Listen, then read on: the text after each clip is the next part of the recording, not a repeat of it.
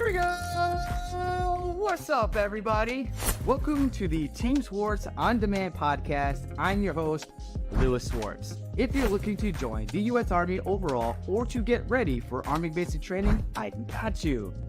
My mission here at Team SWARTZ is to help you navigate the joining process with the U.S. Army so that you can make a well-informed decision on whether or not we would be a good fit for you for your reasons and your reasons alone, and to prepare yourselves both mentally and physically for Army basic training by understanding what to expect and some insights to help mitigate some possible concerns for you and your family.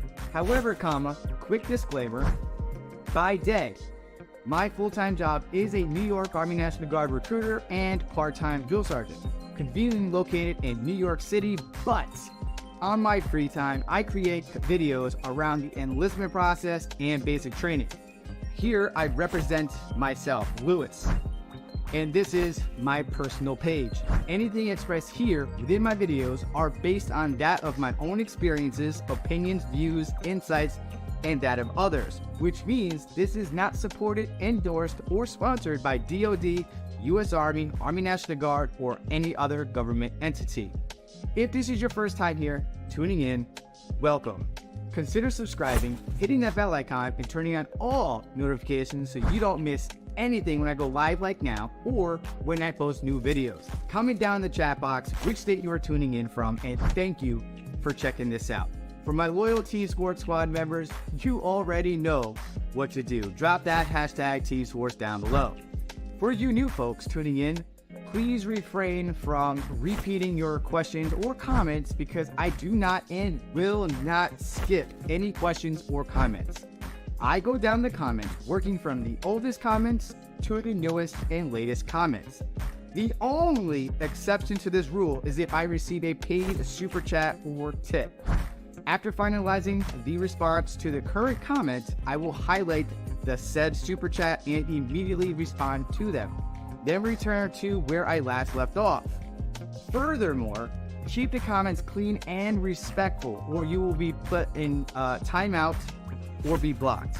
With separate conversations going on within the chat box, do me a huge favor and begin your comment with a cue so that it will signal to me that your comment is directed towards me. This helps speed up the process of getting to help as many people as I can, and thank you. With that said, let's get started with the show.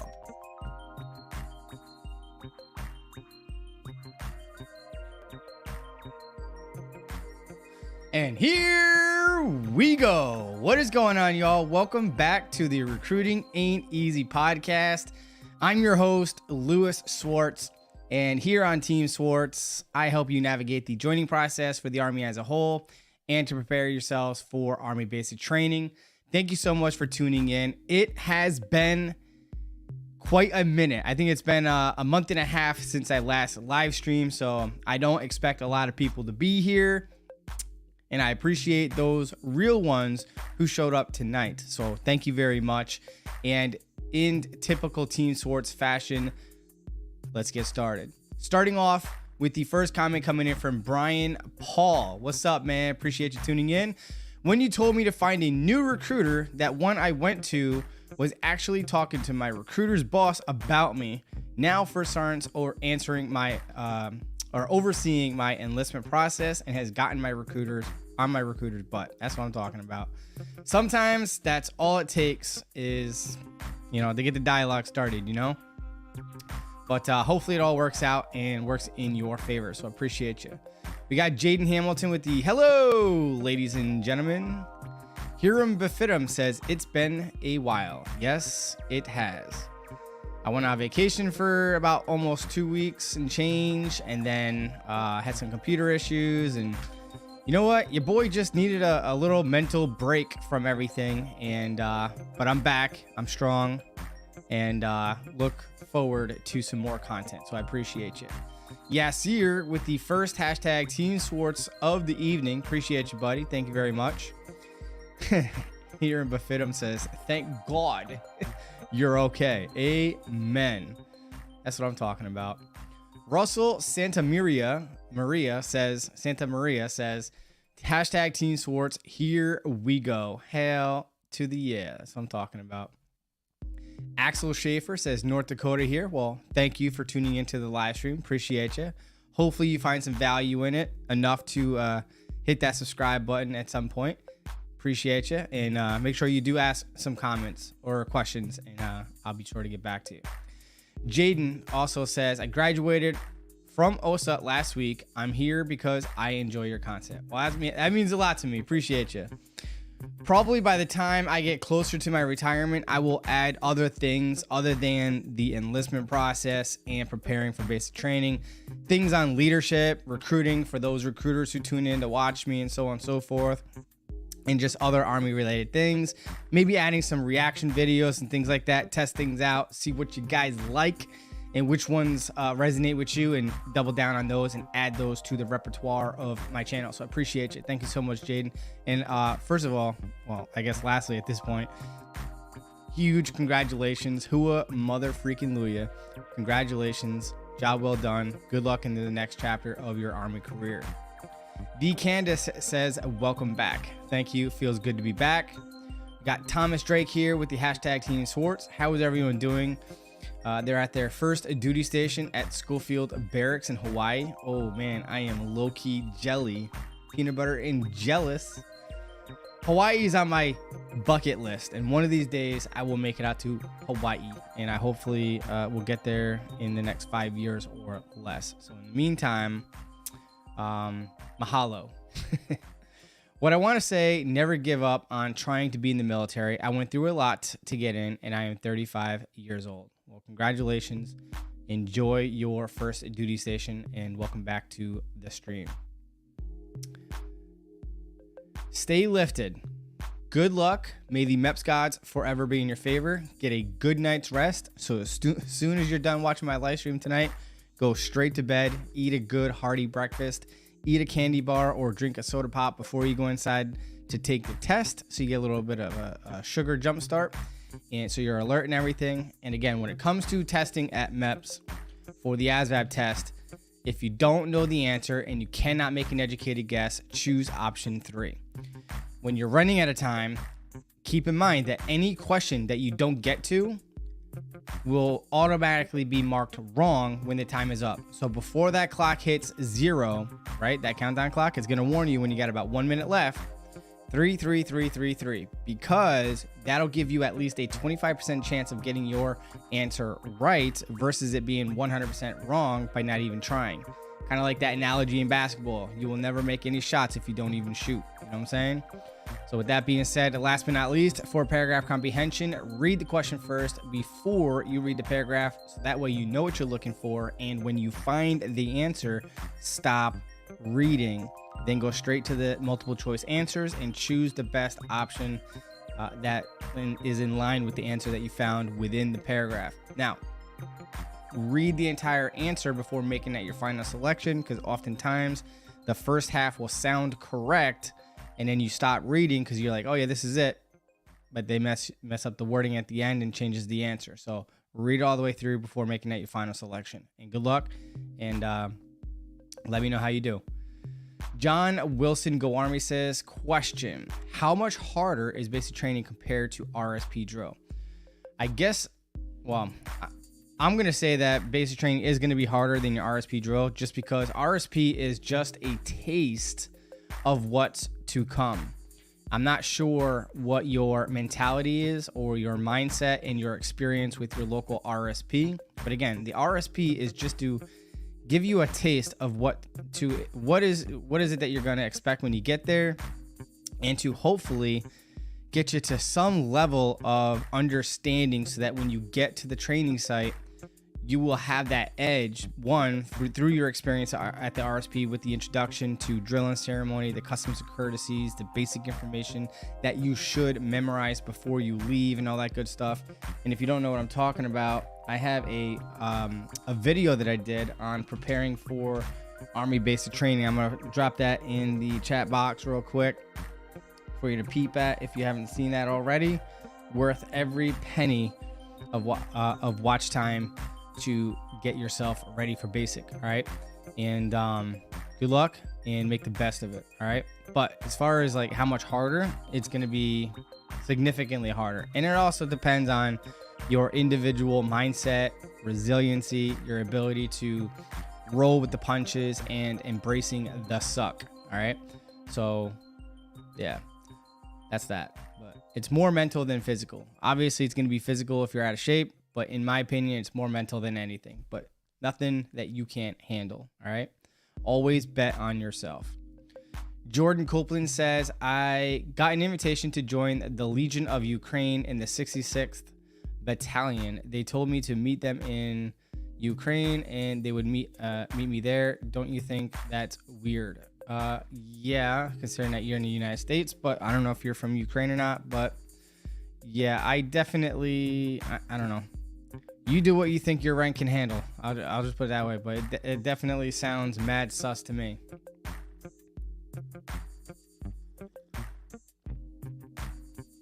Tommy. Hey, Big Horn. Just need a little clarification. My recruiter has submitted my conduct waiver, meaning your moral waiver. His recommendation letter, he put me down as an 88 mic. In the event it's approved, do I have to stick with it? In the past, yes, you would have to stick to that MOS. But in recent history, unless something has changed, I recently found out a few weeks ago that it is no longer relevant. If the waiver is approved, then it's approved for all MOSs, unless it restricts it specifically on the medical waiver itself. Ebony Benjamin says, do they provide hotels if your drill is over an hour away from your home of record? I know in my state, it fluctuates from time to time. Sometimes I hear it's 75 miles. Sometimes I hear it's 50 miles. Sometimes I hear it's 100 miles. I'm going to say that it's probably going to be state specific, but if it's 100 miles or more than 2 hours away, then they can supply you a hotel. Okay. If it's under 2 hours, then no, they don't have to give you a hotel. But sometimes, like in my old unit, we kind of had like a BOQ, a designated room with bunks that we could sleep in the event that we wanted to stay overnight and not have to travel back and forth between home and drill. So definitely check with your recruiter, see what the established policy is or what the barracks situation is like at your local drill where you're going to be drilling once you come back from training, if that makes sense. But good question. Fady said, if I have a tourist visa, is it possible for me to join the Army Reserve? Unfortunately, Fatty, the requirement to join the United States military at minimum requires you to be at least a permanent resident holding a valid green card, whether that be a conditional green card or a permanent green card, which is what we refer to as a 10-year green card. All right. But unfortunately, visas of any type, whether it's employment or tourist or education visas, they don't count, right? Unfortunately, but work on that, and then you can explore your options with the United States military. So good luck to you. Tico Montez with the hashtag Team SWARTZ. Appreciate you. Thank you very much. Learning Arts and Animations Plus Random Stuff says, what is the complex pre-screening? My recruiter told me about this, and this is where I'm at with the enlistment process. I am prior service, trying to get back in. Whew. All right. I could literally be here for the next 45 minutes going through the entire thing, but I'm going to give you some cliff notes. Well, that was a term that we used back then, but a summary of what it is. All right. So let me just put a couple of things here in the chat box before I start talking, because I don't want to be distracted when I'm trying to talk and mess up, fumble my words. All right, so I posted 2 videos about MHS Genesis. So in the past, people withheld certain medical conditions or history that would have normally made them jump through hoops to qualify with medical waivers and or be possibly outright denied. MHS Genesis is a software system that DoD, the Department of Defense, has purchased to allow the MEPS, US MEPCOM, the ability to be able to look into your electronic medical records to include your prior service records. So hopefully you don't have anything more than 30% VA or veterans disability from your previous service, because that will cause problems as well. But unless you've been 1000% healthy and just did medical evaluations, you know, your normal annual medical, then you're fine, you're good. But if you have anything more than that, like you've been to the emergency room or to your doctor for any type of ailment or issue or injury, that's going to cause or prompt a complex pre-screen, meaning that you have medical history that the MEPS chief medical officer needs to review. Upon review, they can decide that you are otherwise good to go for the medical exam, and then you could be scheduled for that. And then any possible consultations with a specialist may follow from there. Any medical waiver could be recommended and or denied enlistment altogether, or no waiver required, continue to process. So there's a lot of different nuances, but those two videos will explain the whole process to you. And be proactive. And if you have something that's going to prompt a medical waiver, then you're definitely going to want to check out this video, because I talk about the medical waiver process and how all that stuff works. But the complex pre-screen basically means that you basically said something along the lines of yes on the medical pre-screening form called the DD form, Department of Defense form 2807-2, within your medical history. And with that complex pre-screen, there's like 4 to 5 documents minimum that we're going to be submitting on your behalf to MEPS to review, and they're going to bounce it off of Genesis.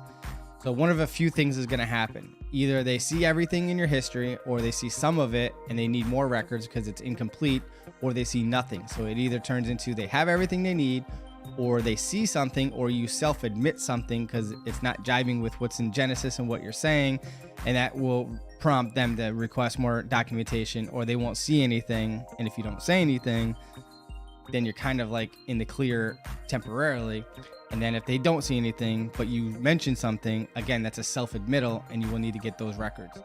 So it's kind of a hot mess right now. And welcome to recruiting, and welcome to the current status of joining. So it used to go where like 3 days you could be in there like swimwear. Now it's over a week to months before you can contract, especially if you need a waiver. And to be honest with you, in the past, the waiver process was what took the most amount of time.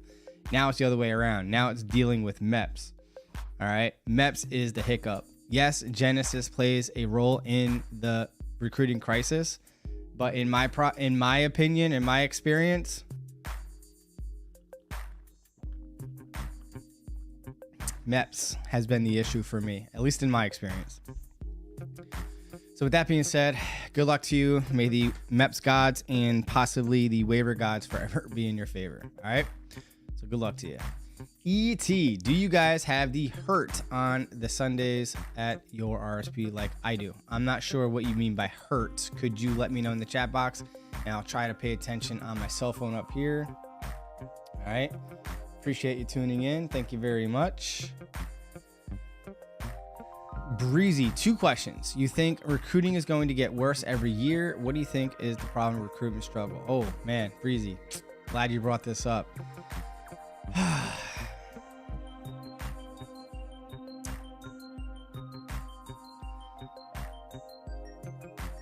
Genesis is definitely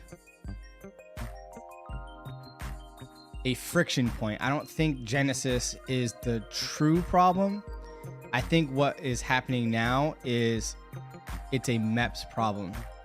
A lot of MEPS across the country are understaffed, undertrained, making lots of mistakes, blaming recruiters. A lot of them are being lazy and looking for any rhyme or reason to not disqualify, but basically say that the recruiter made an error, resubmit, and fix ABC. For example, you could get what we refer to, or what they refer to as QRP deleted, because if you're going for a medical exam, per policy, in a perfect world, your 680, US MEPCOM 680-3 alpha, which is your request for examination form, needs to annotate when you took the ASVAB test, or your latest ASVAB test at the very least, what test version it was, what high school you attended, and your social security number needs to be in the bottom right hand box.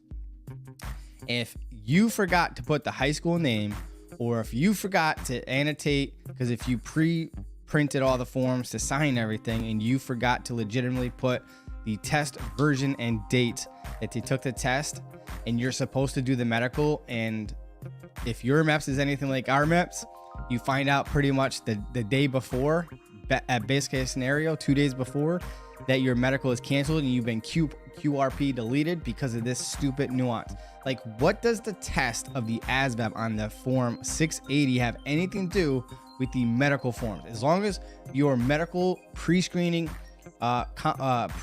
form packet basically is good to go, what does the test again, I think that we have more of a MEPS problem than we do a Genesis problem. Again, Genesis does play a role in the friction point, but I think our major friction point now for new enlistments joining is the MEPS policies, and again, being understaffed, not having enough doctors, not having enough training. You get what you pay for.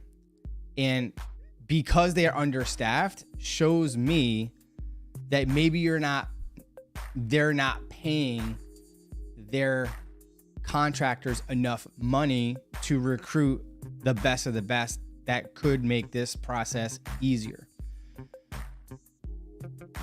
And I'm putting this as lightly as I possibly can, and it is the bane of my existence right now. MEPS. I can't say it enough. And that's all I'm going to say about MEPS for now, because I don't really want to get in trouble for saying something inappropriate, but those are facts.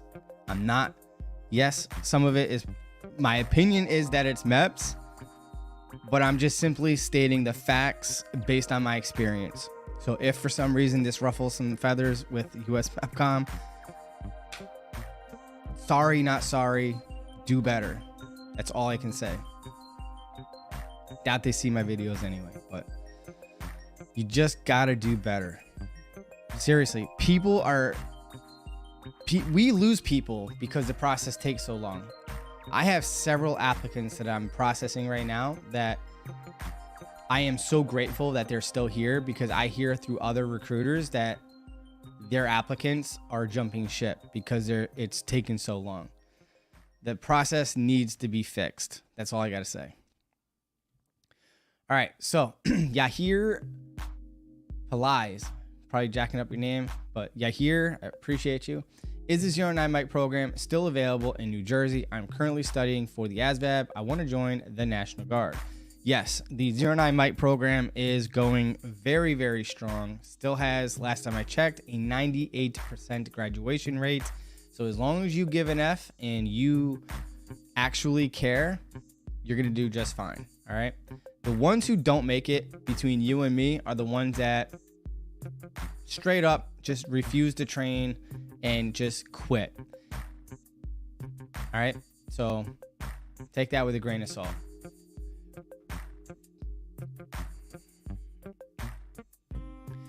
Bill maybe says, if your unit is deploying within a year of your ETS date, would you have to go? If they initiate what they call a stop loss, then yes, you could be stopped. Your process of ETSing could be stopped or prevented, and you could remain in until either they decide that they don't need you or that mission is complete. And between you and me, it really depends on your MOS. If you have a common MOS, then you're probably not going to be stop loss. But if you have a unique, hard to fill position like communications, military intelligence, like 13 Fox, things of that nature, those are hard to fill. So you're probably going to be stop loss. Rudy Herrera, praying my misdemeanor waiver gets approved this week. I'm praying with you too. Good luck, Rudy. May the waiver gods forever be in your favor. Mulin Patel says, I asked you this before already about my thyroid and asked my doctor if I can miss my medication since it would be 2 months. He said I should be fine and looked at my TH or TSH levels and said it was okay. Well, that's good. Positive news. That's good. Very good. Awesome. Jaden Hamilton, I am glad I joined. OSUT really helped me improve myself in terms of diet, exercise, and overall just a more healthy lifestyle. My mental state has also improved. I wish those joining the best of luck. Yes, absolutely. One of the things, and I think that we have had a similar experience, whereas I'm still introverted, but I was way more introverted when I joined the military. It's not that I'm antisocial, but I'm not generally a social person. And although I am energetic in the videos here, those who meet me in person who have never met me before will be like, wow, Sergeant SWARTZ is actually really, really quiet. People expect me to be like the center of attention, very loud and outgoing. And I'm quite the opposite. I'm very reserved and very quiet, but the military will break you out of that shell. And if you are at some level of being mentally weak, being in the military, going through initial entry training definitely does boost your confidence, and make you have a stronger mindset and improve you, obviously, with your health and your fitness, of course. And I guess your mental health too, for most people. For some people, it could go the other way around, depending on how mentally weak they were to begin with and their negative self-talk. But with the amount of resiliency training that they give to you at the OSA or basic training in AIT, I can't see how that is possible, but it does happen. You know what I mean? But appreciate you, and thank you for tuning in. Antonson says, Hua, I finally caught you on live stream. Hell yes, I'm talking about. Angelo G, is it doing this? Can't even see the emoji, it's so small on my screen. Let's see. Alex Schaefer also asks, who approves waivers? Is it the person who does the consultation, or do they do the consultation and send it up to someone else? So it sounds like you did a medical consultation, and what happens is that medical consultation gets sent to MEPS, to the Chief Medical Officer at MEPS, the CMO. The CMO reviews it and bounces it off of the DOTI and other policies and regulations and determines if you are fully qualified, continue to go pass, or continue to pass, go collect $200 and continue on, like the Monopoly reference, or you're a no-go at this station, but I recommend a medical waiver. Or they could be like, you're disqualified, no waiver recommended, and thank you. You don't have to go home, but you got to get up out of here, kind of thing. You know what I mean? But yeah, so once the CMO reviews it and determines that you're whatever, basically finalizes and completes the process at MEPS, from there, if you're eligible for a waiver, then your recruiter at that point can then submit a waiver to the component of the Army or the branch of service that you're trying to join. All right. And then it's up to the branch of service that you're trying to join to approve said medical waiver. So good luck to you. Thomas Lupus says, I think you may have missed my question. No, I don't think so.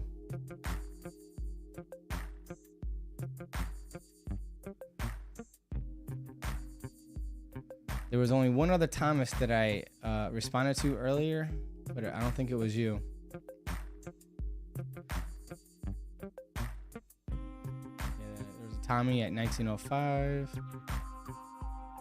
Thomas Drake at 1903. Talking about Hawaii.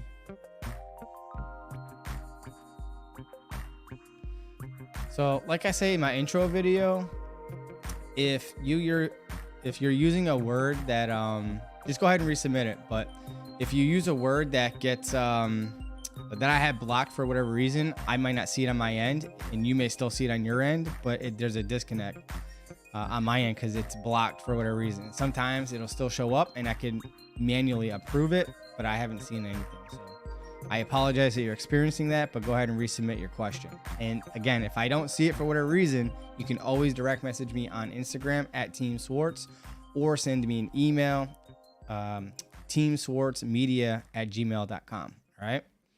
But thank you so much. And moving right along to learning arts and animation plus random stuff with the hashtag Team Swartz. You actually went in depth, even though you said you wouldn't. I know, but my videos go in a lot more depth.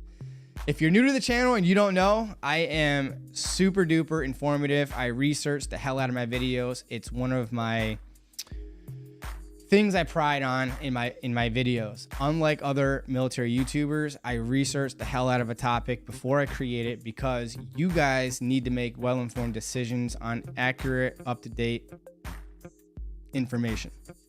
And I would be doing you a disservice by not providing accurate information.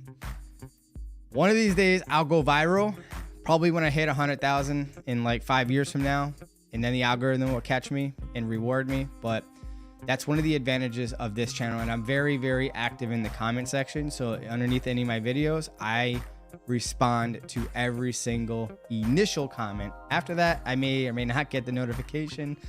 So after I respond to your initial comment, post a new comment so that I'll definitely see it due to the notification problem that I have. But with that being said, I appreciate you, and nice mug.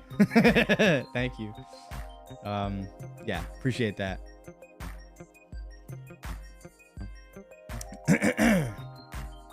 My subliminal message. Lionel Veres, something like that. Sorry, I'm jacking up your last name, Lionel, but hashtag Team Swartz. Appreciate that. Mulin Patel says he said it. He said if he can, he will write a note to MEPS doctors that I can't miss my medication just to see if they approve it. He said they can write a note for me to show the MEPS doctor that I can't miss my medication just so I can get approved. So unfortunately, there's only a handful of medications that are authorized at time of enlistment. And honestly, I'm going to start this so I know how to come back. But I'm going to see what your medical condition was, because medications will disqualify you from being eligible to even do the medical exam and prevent you from joining the service, actually.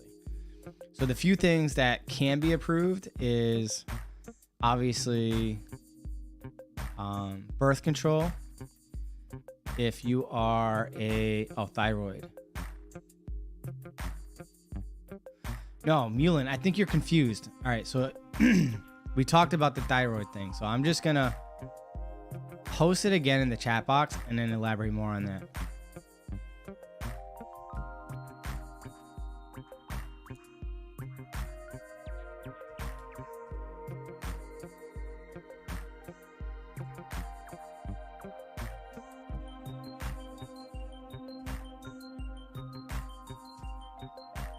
Man, I think I forgot hyper. I forgot what I did with the pretext. Oh my god.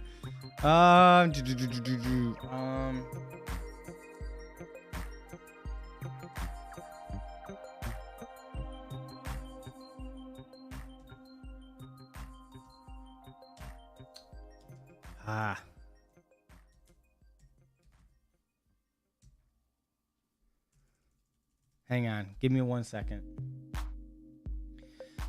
So if you have the approved hyperthyroid, so hyperthyroidism is not authorized, but hypothyroidism is, and this is what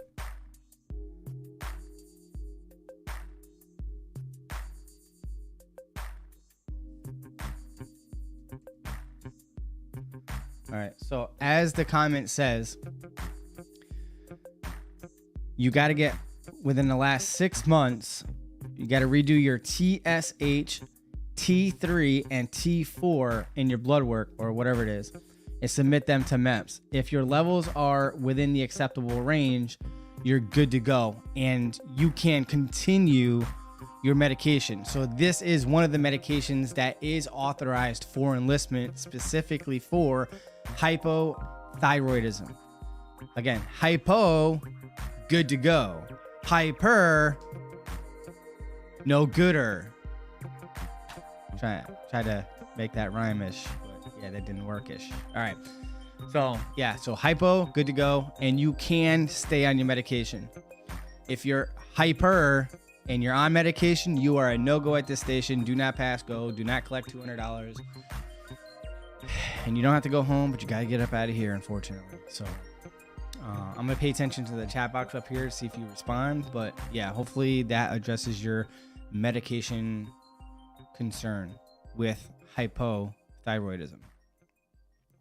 Valkyrie says, here we go. I'm finally in the National Guard after 13 months. I ship out May 6th to Fort Jackson. Thank you again for all your help. You are amazing. Woo, man, that's a lot of nice words. I appreciate Valkyrie. First of all, congratulations. Welcome to our extended family. I am very happy for you. Super stoked. My pleasure to be able to help you out. But honestly, it was all you. You stuck it out. You were consistent and persistent with joining, and I'm just happy that you had a favorable outcome. So congrats. Good luck in basic training. Keep your head down. Be in the correct uniform. Have the right attitude. Attention to detail. And teamwork is the mother flower key. All right? So you'll be all right. Controller Freak says active duty recruiters is having trouble getting age and moral waivers approved. Guard thinks they can get me in and said I can transfer to active later on. What is the process like? I am skeptical. First of all, I'm not quite sure how old you are because you didn't tell me, or what the moral waiver was about. Obviously, I know that this is a public forum, and if you don't want to share that, well, the age you can share with me. But the moral waiver thing, if it's of a personal nature and you don't want to post it, I understand. Direct message me on Instagram at Team SWARTZ, or email me teamswartzmedia@gmail.com. All right. With that being said, good luck to you and what the process is. So you're going to have to redo the waivers. All right. Age waivers are relatively easy. We were told by the waiver department that they have approved waivers up to 47 years old to somebody who's never served in the military before, which we refer to as non-prior service. So if you're non-prior service, they have approved waivers up to 47 years old for meritorious reasons to why they didn't join earlier. Now, when it comes to moral waivers, it really boils down to the charges, the outcome, and the details to the case, and if you have a strong applicant statement. So without further details, I can't really give you a definitive response, but your applicant statement needs to basically state what happened in the words of the arrest report, regardless if you feel that that is accurate or factual. You have to state what happened more or less in line with the charges that you were arrested with. Then you can go into the details of what happened in court, what the facts actually were determined. You have to express remorse, maybe express why you did it, why you're not going to do it again, and why you want to serve in the Army. And don't say things like, I want to go to college, I want the benefits, I want the pay. Steer clear of all that. Be more patriotic. I want to help out the Army. I feel like my skill set and mindset, I'm ready for this. I want to be the best soldier possible. And basically why you're going to be an asset to our organization. Why should we look the other way or turn the other cheek and give you a second chance to prove yourself that you are worthy to be in our ranks? Does that make sense? Hopefully it does. And good luck to you in your moral waiver. All right. And your age waiver. Alex Schaefer also says, I've been trying to enlist for the past 9 months. MEPS has been a headache, but I was able to do my physical in January, and I'm going to MEPS Friday for a consultation for a behavioral health waiver from childhood. All right, cool. So check out this video here, and I'm going to add some more stuff that I may or may not have been as clear in the video. So when it comes to behavioral health or mental health, as a child, they want to know if in school you were enrolled into an IEP and a 504 and or a 504 plan. And if you did, they need a copy of that from the school. And they want to know what type of accommodations you had. You had longer to take tests, you had questions read to you, you were in a small group or small classroom block of instruction. Were you in a quiet room? What were your accommodations? And they want a copy of your official high school, and if you went to college transcripts, were you ever disenrolled from it. They also want a letter from the dean's office to make sure that you didn't have any behavioral health or disciplinary issues on record. And you're going to want to get some solid character reference letters. Now, I'm not sure how old you are, how long it's been, but if you are in contact with the school and some people that were there at the time that you were in school, those teachers and coaches and things of that nature could vouch for you. Getting a letter from like your coach or an after school program or your teacher, guidance counselor, college advisor, someone who knew you well at that time that could vouch that you were otherwise a good behaving person despite whatever issue you had that warranted you having behavioral health issues, if that makes sense. And collectively altogether, and your applicant statement. And my video does go pretty well in depth in that and what we're looking for in the applicant statement. But that IEP thing is crucial. All right. So good luck to you. And my last two that I did, waivers were both approved. So I have not yet had one denied. So I think you're very good. You're in very good hands. All right. So Dill Jeter says all love, but active duty all the way. Hey, no problem. I'm all for, as long as you're joining the military, I don't care if it's the Air Force or the Space Force. We're one big happy family. And I don't create my videos to recruit people. This is a personal page. I have never created any of my platforms with the sole intention of recruiting, right? I've always been in it to help people make informed decisions and to prepare themselves for basic training. Here's an interesting fact. When I first started, I only did basic training videos. I didn't even talk about recruiting related topics because I didn't want people thinking that I was trying to recruit them. For the longest time, I didn't do any recruiting related videos, and hopefully I convey that to you. It's funny because I actually got a comment about 2, maybe 3 nights ago from a fella. I'm assuming it's a fella. It could be a female for all I know, but someone commented that I should stop being a recruiter in the videos. And I can't even remember the last time I even said, if you're in the New York City area and you want to sit down with me, give me a call. Like, I don't remember doing that in at least 2 years, or at least 1.5 years, or even pre-COVID, maybe in the beginning of COVID. I don't know, but I never actively recruited. I basically just say my full-time job is XYZ. I'm located here. And then on the screen had my name and number.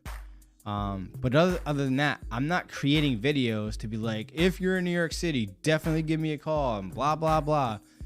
But I don't know. You guys be the judge. You let me know. But true story. Mabel says, question. I gave my recruiter 2 letters from the doctor, and she told me first goes to their guidance counselor, and then after that to the medical floor. Waivers is requested after you go to MEPS. I'm not sure if you go on active duty or not, but I know in the Guard, we submit everything to our medical, to our guidance counselors, and then they send it off to whoever it needs to go to. In our case, it goes to the medical waiver department after the CMO clears it. And if I'm not understanding your question, please let me know. Siren Play says 2 months ago, I called a Navy recruiter to join. They told me it would be at least 1 year because I was on anxiety medication for 2 months in the past year. Called the Army recruiter the next day. He got me to MEPS and got me a waiver the same day, and now I ship out on Tuesday. Wow, that was quick. Well, that's proof to you that waivers are fast. Yeah, it also boils down to what was causing the anxiety, what type of medication, what was the dosage, and the length of time that you were on it. And in this case, it was for 2 months. So obviously that was short. Maybe it made sense. But if it's for like a legitimate reason, they're becoming more empathetic now than they were, say, a few years ago, or even way before Genesis got here.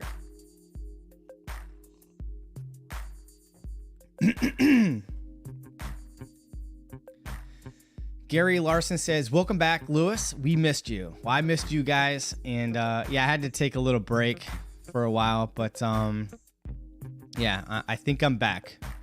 And I'm going to start posting videos next week. So be on the lookout for that. And I might start vlogging. I don't know. I might dabble into that for a little bit. I don't know if you guys would be interested in that. Let me know in the chat box if a day in the life would be something that would be interesting to you. But yeah. Question: when to take blood pressure at MEPS? Hang on. Oh, when do they take blood pressure at MEPS? Which my nervousness may throw off my pulse, etc. How does that go?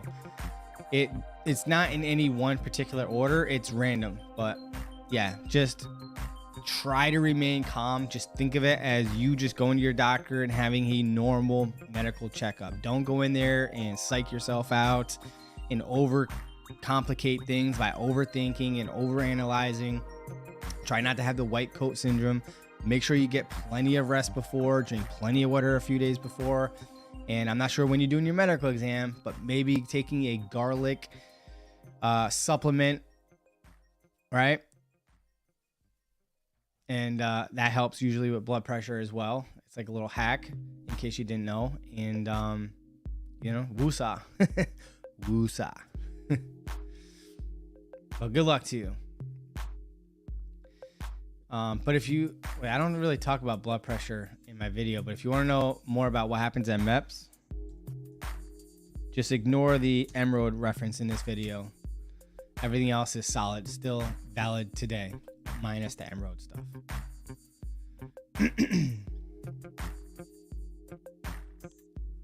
But they do account for you being nervous for sure. And going back to you real quick about the whole blood pressure thing. And this goes for anybody who's going to MEPS. MEPS wants you to eat breakfast. And in my opinion, I always recommend to my applicants, don't eat breakfast. Why? Because when you go to your normal doctor for your annual medical exam, what do they always tell you? To go fasted. Because anything you eat could throw off your cholesterol, your pulse, your heart rate, right? Caffeine, fatty foods, right? The sugar can all impact your heart rate, your blood pressure, your cholesterol levels, so on and so forth. So I would definitely skip breakfast. That's just my suggestion. You do what you wish. Good luck to you. EU Xbox says, I'm switching from National Guard to active duty. Is it an easy process? The process isn't hard. It's just a matter of, one, will they approve it, and how long it will take for them to process it. But the video that you're going to want to watch is here with my best tips. Make it a hardship to why you need to go active and leave the guard, and you should be fine. But if you're just going to say, I just want the experience, chances are they're probably not going to approve you, especially if you're located in a state that's not putting in the, for a lack of a better phrase, the appropriate numbers to make their mission or quota for the month or year, whatever. I hate that recruiting is all about numbers, but it is what it is. But yeah, just understand the process. But that video will break everything down for you. So good luck to you. Juan H says, I had some lower back issues that started a few years ago and aches once in a while. I went to get myself checked and it came out clean. Would that cause any issues at MEPS? Because it came out clean, and if you go back for an updated evaluation and obtain an all clear letter like I talk about in this video, you'll be fine. Good luck to you. EU Xbox also says, is it true there's a day in the MEPS where you just sit there all day and do paperwork? Your medical exam, I mean, that's it.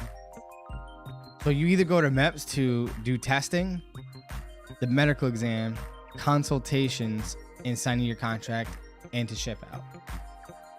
So hopefully that addresses your question. That's kind of a question I've never had before. So maybe if I'm not interpreting your question correctly, rephrase it and I'll readdress it. If I didn't quite hit your talking points, I apologize. but I feel like that's what I understood from your question. All right, but good luck to you. ET, why does things go past my question every stream? ET, I actually addressed your question, at least one comment previous to this. In fact, I will go and click on it again, and I may or may not address it again, but I got to get to everybody. But ET, I definitely addressed one of your questions earlier today. And ET, I don't know if you're tracking this. And in fact, I did address your question, and I asked you a follow-up question.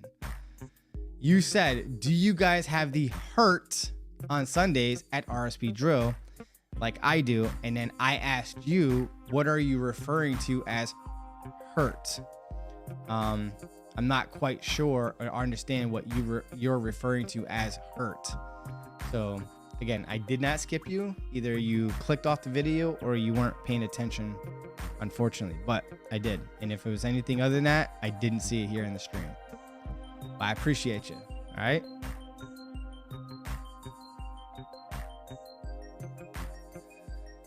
All right. So, Rudy Herrera, bro, you are awesome. If you don't hear it enough, just know you are truly helping change people's lives. Thank you for your continued service to others. Rudy, I really do appreciate these types of comments, and thank you. I love helping out the masses. Not gonna lie, I'm really bored doing it as an in-person recruiter, and my passion is being here helping the masses. And stay tuned for a near future video of me talking about a pending retirement. So if you want to hear about that, stay tuned. I appreciate you. Thank you so much. And I'm always happy to help if I can. WB, thanks for answering some of my questions. Not sure if you remember me, but I asked about being on TRT and enlisting. I spoke with a recruiter and he said that the cost, the Coast Guard should give me a waiver. All right, good stuff. I go to MEPS on Monday and I will let you know what happens. Please and thank you. Please follow up with me, because I'm always told that it's a no-go, but I feel like full send on anything and everything. Well, just about everything. Not everything, but for TRT, if I had somebody that was on it, I would definitely do it and submit the waiver. But some recruiters just wouldn't. But yeah, please and thank you. Obi-Wan Walker says, what's the policy for tattoos in the service? Well, I can't account for all branches of services, but this is the last tattoo update that we got. You can definitely check out that video. But it now authorizes some tattoos above the t-shirt collar and your hands in accordance with that regulation. So check that out. And if you got any other questions, let me know. Bat Boss Jose 12 YT for YouTube says, how many applicants have you had hypothyroidism and past MEPS? Do you know? Every single one that I've had hypothyroidism, as long as their results, in my case, everyone that had normal results that were within, I guess they were in, however my comment said earlier, as long as they're within that guidelines that MEPS determines, then you're good to go. And the best part is you don't need any waivers, right? So as long as your levels are where they want them to be for hypothyroidism, you can continue your medication. You can leave with your medication to training. They'll reissue you your prescription, but bring your prescription with you. But like, it's not a disqualifying condition any longer. So hopefully that makes sense. Abe Froman says, I am waiting on age waiver, 37 years old for the Army National Guard. Oh, that's easy. Easy peasy lemon squeezy for sure. You'll be in there like swimwear before you know it. Darnell Gaming says, I already signed a contract with the Navy. Is there any way I can switch to the Army instead? Did you go reserve or active duty? I'll give you 10 seconds to respond before I move on.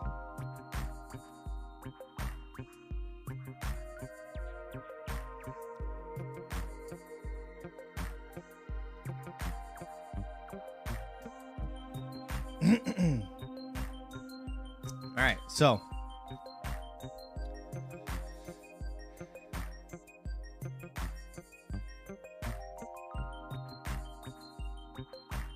I was reading something up here.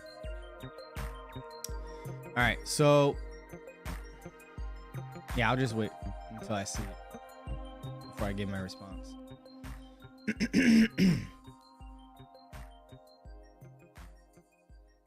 Depending on if you went active or reserve, it may be a possibility, but you would have to do something that your recruiter is going to hate. But I just want to make sure. But with that being said, Darnell Gaming says, I already signed a contract. We already talked about that. Sean McGrath says, what's the best way to study for the ASVAB? I'm taking mine next Thursday along with the rest of the MEPS stuff. Really want to go towards the Special Forces side of the Army. All right, so I did a video which is the ASVAB study tips right here. Definitely worth a watch. And then I would say check out these few videos to help study.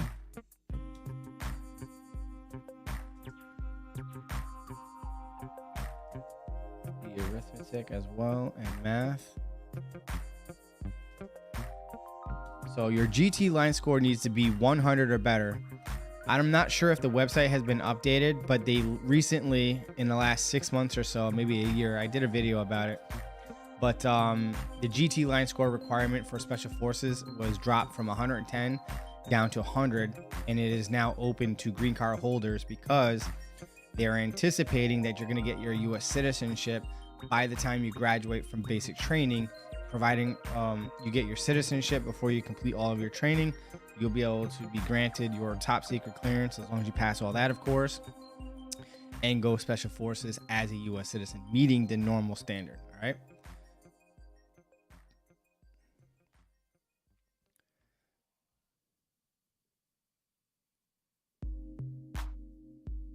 And then before I move on, check out the FNG Academy.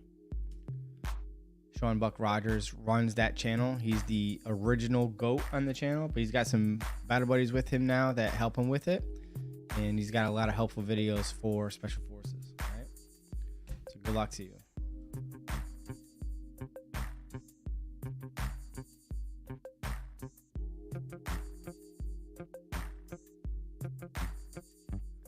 GT has to be 107. I haven't seen any updates. Last time I checked, it was 100. Who's telling you it's got to be 107 now? And that's to Sean McGrath.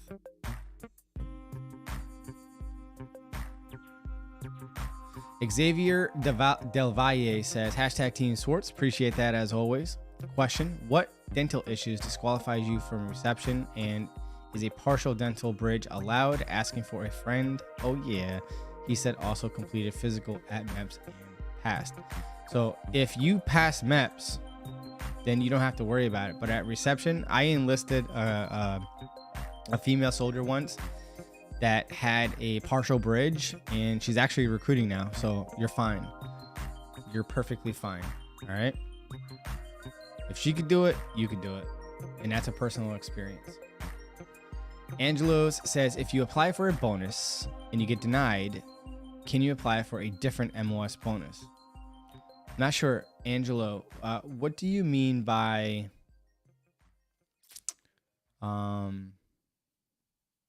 applying for a bonus? It's either the MOS that you're joining for qualifies for one or it doesn't, right? Or if you're going guard. I'm not sure what component of the Army you're going into, but if whatever criteria meets the bonus eligibility requirements, then you're going to get the bonus. If that means that you got to choose a different MOS, then you're going to have to change MOSs that would qualify if you're otherwise eligible for the bonus. There is a lot of stipulations for one who's joining initially to get a bonus. All right. So some of the factors that will play into bonus eligibility between the guard, reserve, and active duty is MOS, contract length, unit of assignment, duty location, ASVAB score, if it's a true vacancy or not, if the unit is over 100% strength or not, just to mention a few.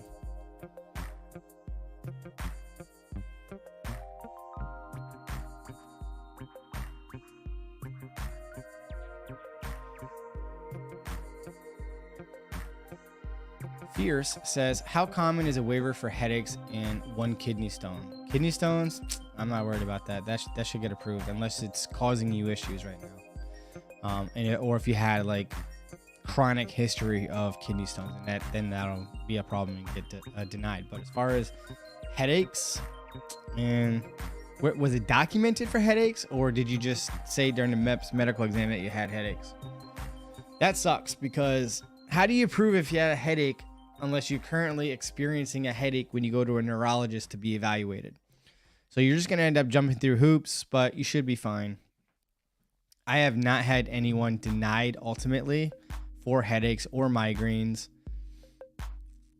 So, I mean, yeah, they had to do a waiver. It's like Pepperidge Farm bread. It's wrapped twice. It's just an extra step between you and toast. That's all a waiver is, unfortunately. Mackenzie Collins, does ADHD require a waiver? Yes, unfortunately, if you're never had an IEP and been off medication for 5 years. Now, they may determine, depending on your documentation and your history of your ADHD, it may or may not require a waiver, but in my experience, it will. And any form of ADHD at any point in life definitely will disqualify you, with or without IEP. It helps if you never had an IEP and or a 504 plan. And in those instances, I've heard in recent history that if you've never been in IEP or a 504 plan and it was short-lived, and you had really, really good grades in high school and maybe even went to college without the IEP or 504 plan and all that good stuff, then so in rare occasions, waivers weren't even required at that point, but expect a waiver and expect it to get approved. Mabel says National Guard, New York. Shoot, I forgot what you had said previously.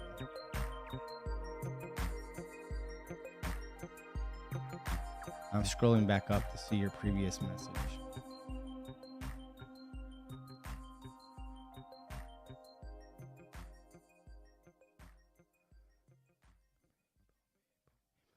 Uno momento, por favor. While I'm looking for her last comment, do your boy a favor and like this video if I address one of your questions. That's all I ask. Appreciate you. All right, says... Question, I gave my recruiter 2 letters from the doctor, told me first goes to the guidance counselor, and then after that, medical floor waivers is requested after you go to MEPS. Oh, for National Guard. Yeah, so, and then, yeah, so to address your question to this person or statement, yeah, it goes to the guidance counselor. Basically, once the CMO closes out your medical exam, then a waiver can be submitted, and that's when the guidance counselor submits a medical waiver to the National Guard Bureau for review and decision.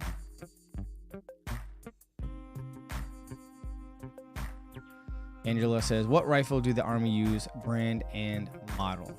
As far as brand, I'm not really sure, but right now it's currently the M4, and I'm not sure which active duty unit is currently testing out the new rifle, and I'm not even sure what that one's called,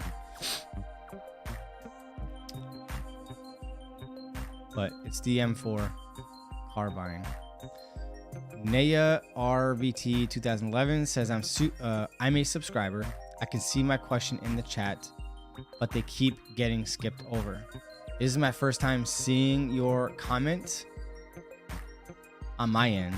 I'm not saying that you're not posting comments, but I'm going to scroll back up, but I have not seen anything from you earlier. Apologize that you're experiencing that, but again, if your question or concern is important to you and I can't see it on my end for whatever reason, it's probably being blocked. And you can always direct message me on Instagram at Team SWARTZ,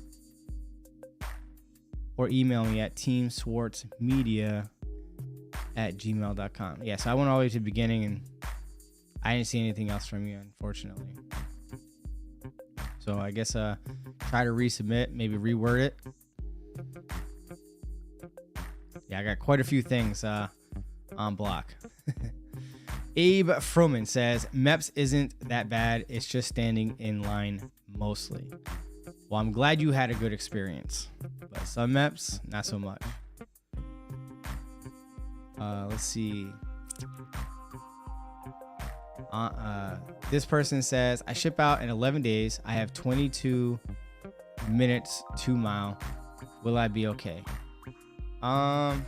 Is that your best? Because if you can get down to 19 minutes, then I think that you're in a good, I mean, even at 22 minutes, I think you're fine. It also depends on your age and gender, but yeah, if that's your starting point right now, that's fine. I would like to see it closer to 19 minutes or less, but yeah, 22 minutes is fine. You'll be all right. Basic training is designed for you to pass it, period. Mulin Patel says, yeah, I have hypothyroidism and getting weight down is the only problem to join the guard. Gotcha.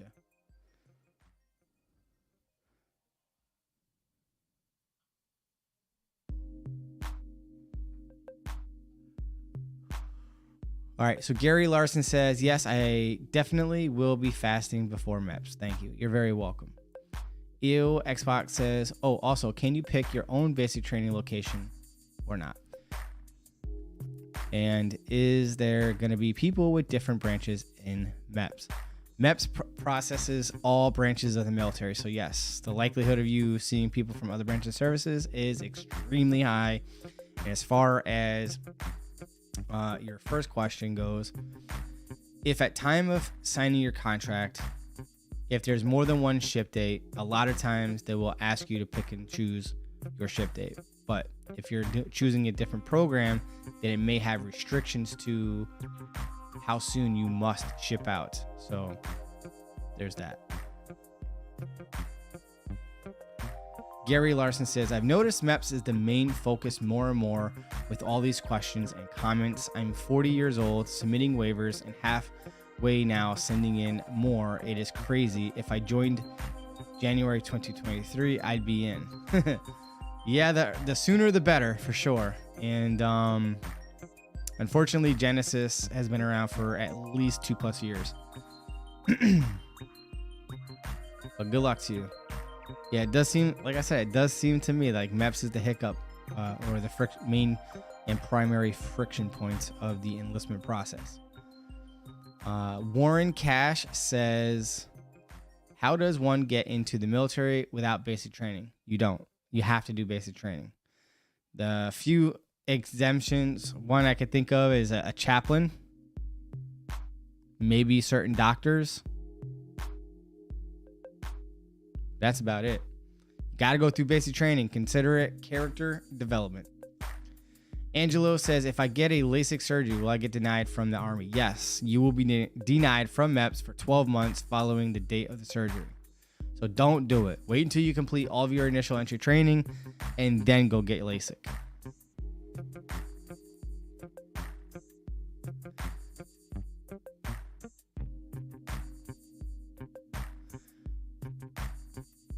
Holip says, I'm in AIT right now at Greg Adams. All right. Keep up the hard work. Brian Martinez says, I just got at Greg Adams on Monday and Tuesday. Good stuff. Oh, for MEPS. Gotcha. All right. Good luck to you. May the MEPS gods forever be in your favor. Brian Martinez says, could you explain the 09 mic program? Yes, I can. It is a program designed to help you or a potential applicant to increase their ASVAB scores and or lose body fat through the Future Soldier Preparatory Course. The Navy has adopted the same exact program, but they call it the Future Sailor or Future Preparatory Sailor or Future Sailor Preparatory Course. Anyhow, it basically helps you pass the ASVAB and lose body fat so that in the end, you meet the normal enlistment criteria to continue your service so that you don't have to join, with an exception of not meeting the basic eligibility standards at time of enlistment, right? And in that video, I don't know if I did it. Let me put it down again just in case. I know I did. All right, cool. So at the time of the recording, you couldn't do both. Now you can. And they excuse me, they recently increased it to no more than 8% versus the current 6% of body fat at the time of recording. And they treat you more like basic training, not quite full on red phase basic training style, but you will get dusted off, you will get smoked or receive corrective training for messing up, you will march everywhere, you will do PT every day as described in the video. But I appreciate you and good luck. Make the best of that program. All right. Very, very good program. All right. Angelo says, what's the height and weight requirement for being a Green Beret? The same normal enlistment process. So your recruiter will figure out your age and gender and let you know what your height and weight can be. But the normal height and weight standard. That's what it is.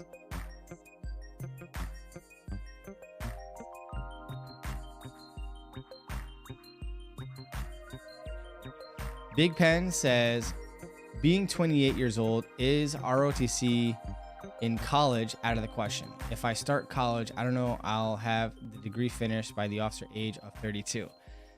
I believe you have until right before your 33rd birthday. Not really sure. Hang on, let me see. Oh, my phone is here, so I'll have to look over here.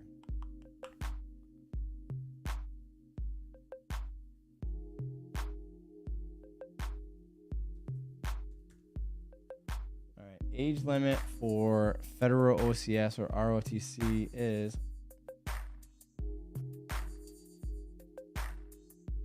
hang on, it moved.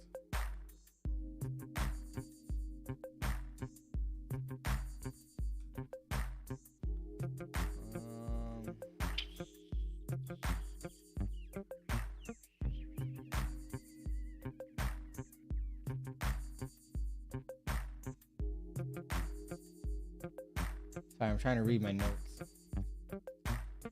It's my script for my OCS video, so I have the age requirements in there. It's either 32 or 34. I can't remember.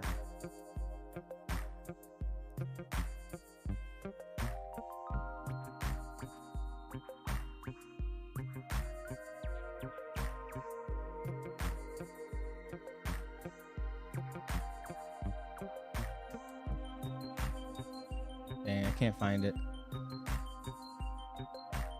Oh, here it is.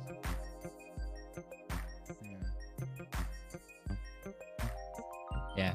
So you must appoint by 33 years of age. So you have to appoint before your 34th birthday. Yep. So yeah, you can do ROTC. As long as you can complete it before your 34th birthday and commission, you're good to go.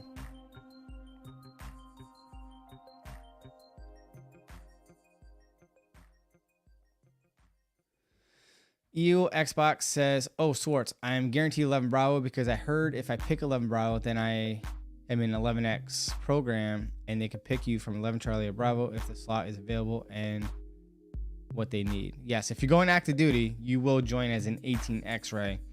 And again, like you said, at the training site or when you get to your unit, they'll decide whether or not you're going to be a Bravo or a Charlie. And if you're going to be a Charlie, then you'll do additional training in addition to your Bravo training.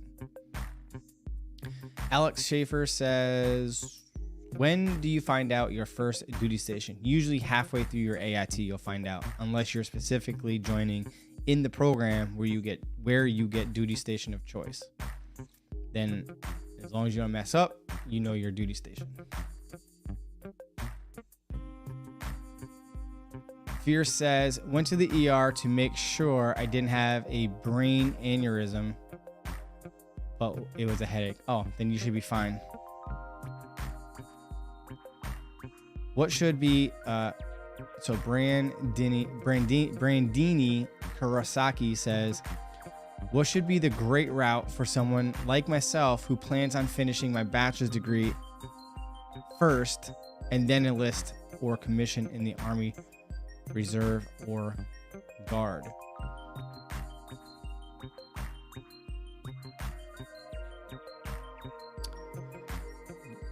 Brandini, my before I respond to that, and in your response, please just remind me that that way I don't have to scroll back up and look for it. Just put college first and then answer my question. why is it important to you to graduate first before you join a part-time military? Just a question for you.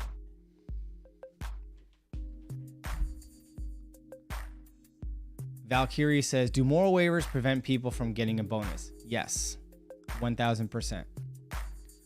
Angelo says, can you retake the ASVAB as many times as you want? No, you get 4 attempts at different minimum waiting periods before for each test and retest. If you want to know more about the specifics with free online and other resources to study, check out that video, Understanding the ASVAB Test. I just posted in the chat box, so good luck to you. And it's 4 tests. Real quick, to be direct, it's 30 days after the first test, 30 days after the second test. If you fail the third test, you got to wait 6 months. If you fail the fourth test, you wait 12 months. And then at the 2-year anniversary from the initial test, it starts over again. Antonio Suzo says, I went through 5 recruiters throughout a year and finally shipping out to basic at the end of the month. Can't wait. Most would have given up. Yes, 100%. And I recognize your name, and I think that's awesome. Congratulations. Do great things in basic training. Make the most of this opportunity, and I promise you, you're going to do great. All right? Just believe in yourself. Remember your why and stay focused. Stay in the now.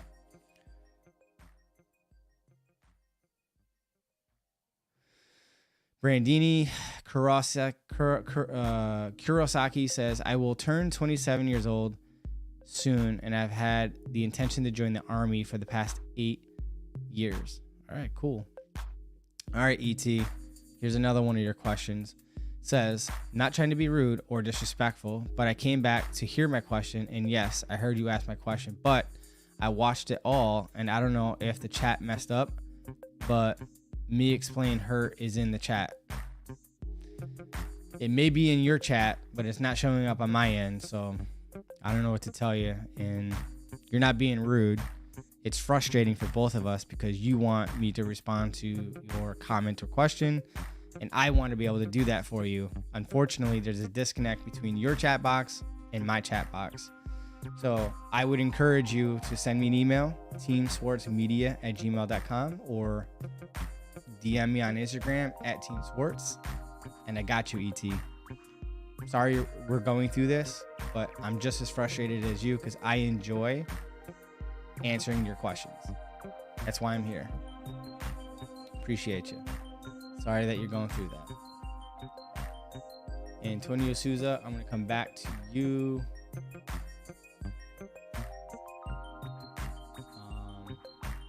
Because I'm not sure if this is a super chat or whatever, but here, oh, Jaden Contreras, you're a new member again, but I thought you were already a member.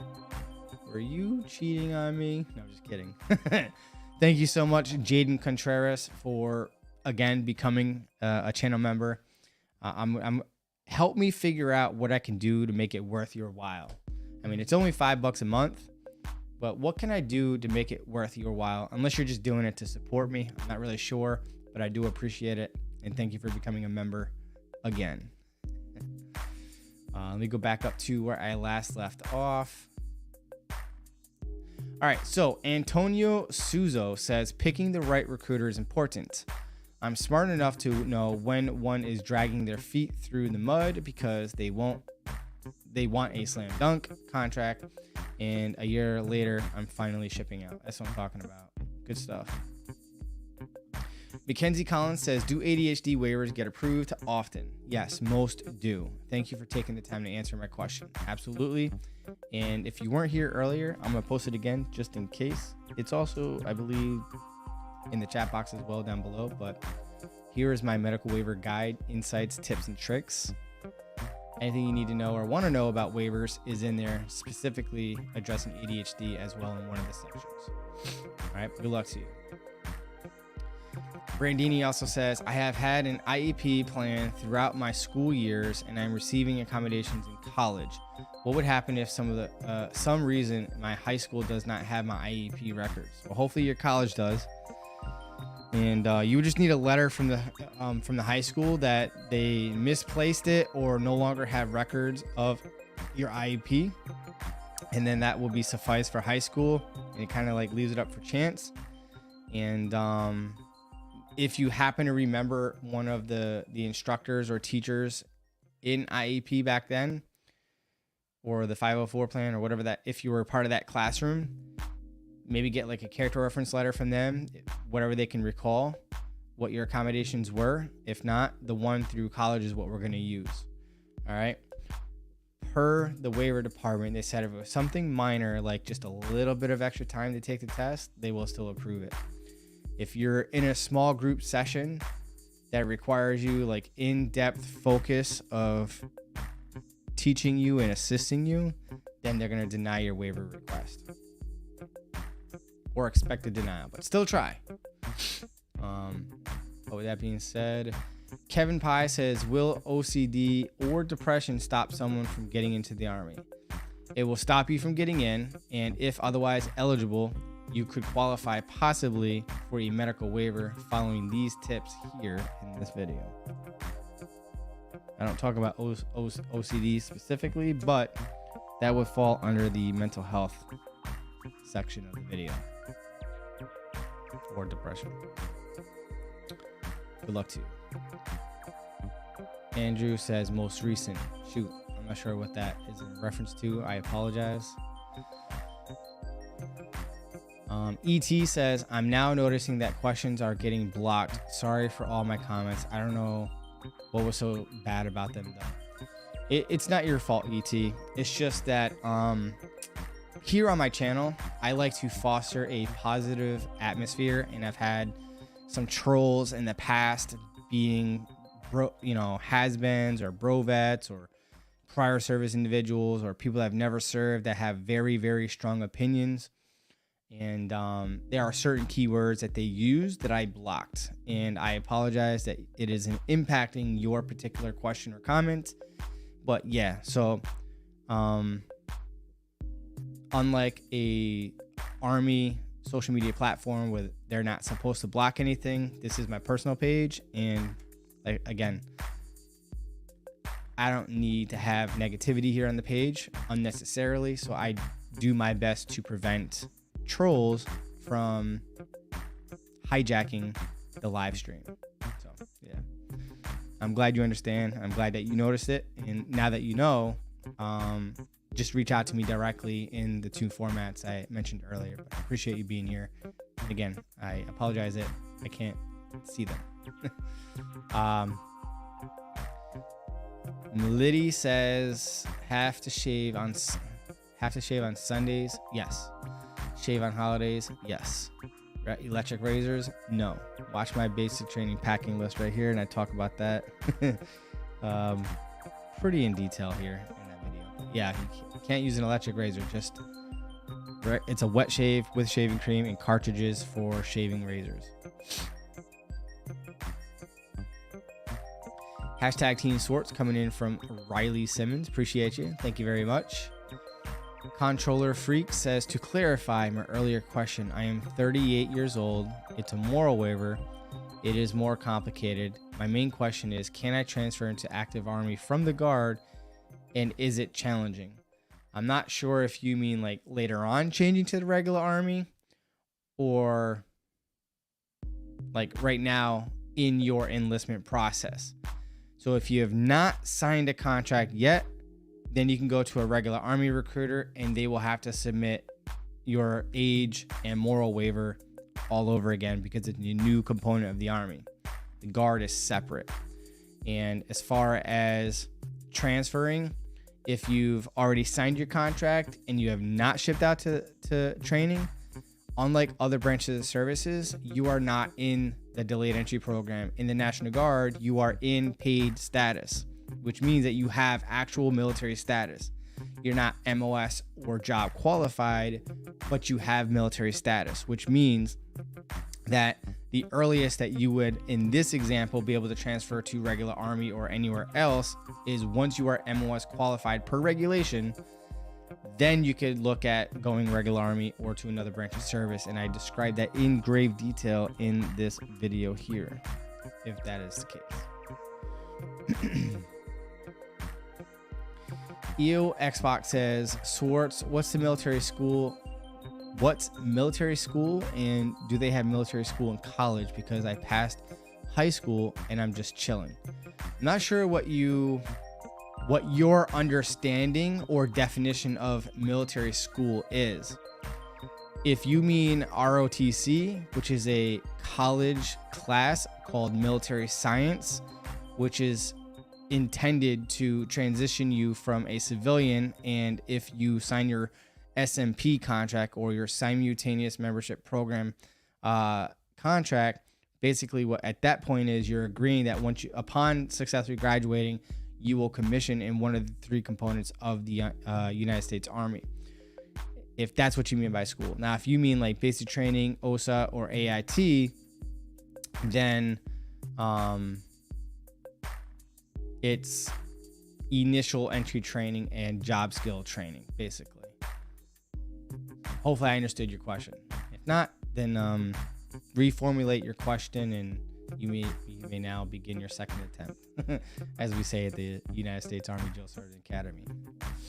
So anyway, Czar says, is doing split option to be in the National Guard and being in college possible? Plan on majoring in majoring in accounting to become a CPA, and MOS recommendations, leaning towards 36 Bravo. I think 36 Bravo is a perfect MOS for your major in college, and it'll probably maximize the amount of college credits that you would get converted through your military transcript at time of you applying for college after you complete all of your initial entry training. Now, as far as split op training is concerned, if you are a high school junior looking to do split op, the only MOSs currently now for the Army National Guard that are available, because you didn't say if you're going regular Army, Reserve, or Guard, but if you're going Guard specifically, as a high school junior who's going to be a senior in the fall semester, only our combat jobs are open for the split option. If you are a high school senior looking to get a split op seat for college in this fall semester, it is a possibility. I talk about split option in this video, which we'll probably go over it in more detail. But it is a possibility, but the only problem is finding a training seat that's gonna qualify for split option. All of our split option seats for non-combat jobs for the National Guard have been taken, but if you're going regular Army, actually split option is not available for regular Army, but if you're going Reserve or Guard, the split option is for you. And again, for the Guard specifically, only the combat jobs are eligible for split option for this summer specifically. Without knowing if it's due to college or seasonal work or something, I can't really address it, but the video will go into grave detail for you. All right. Good luck to you. Gary Larson says Genesis and MEPS is absolutely out of control, I think is what you meant. What I meant to say was I finally joined it. I think you mean was if I had joined in 2022 before Genesis, I would have been in, although I didn't want. Oh, the COVID shot totally messed you up. Yeah, I hear that.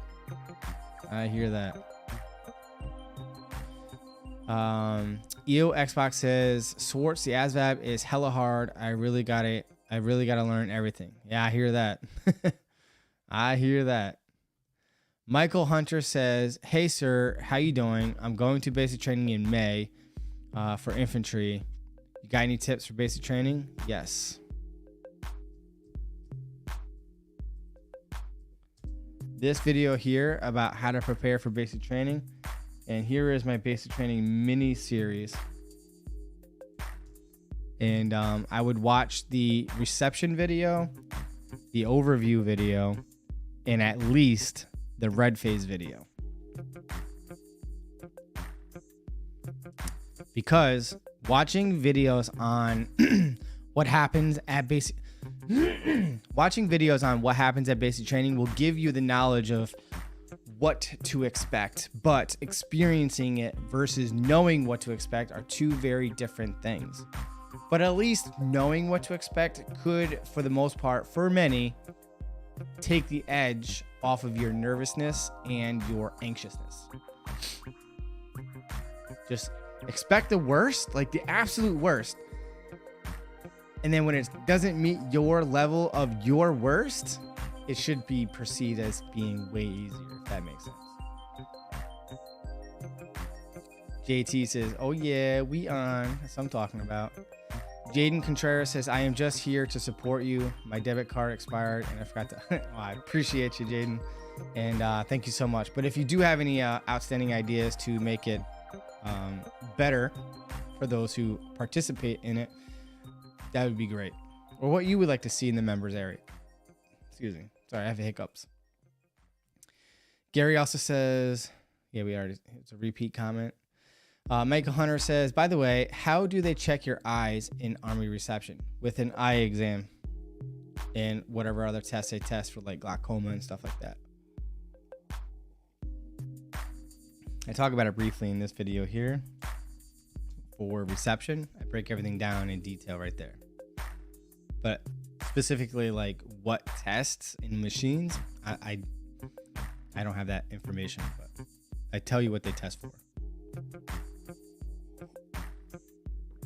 EO Xbox says also,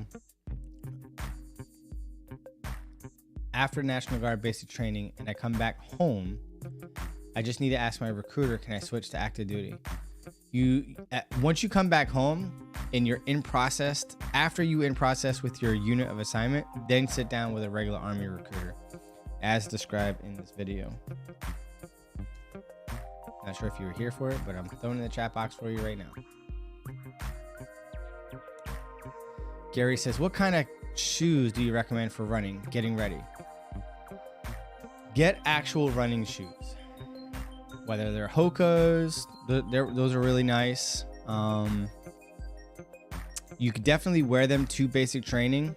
You might be able to wear them in basic, but it's going to be up to the drill sergeants when you'll be able to wear them. Because they are going to make you buy specific running shoes per your type of footprint, whether you're flat-footed, normal arc, or high arc, as described in my basic training reception video here.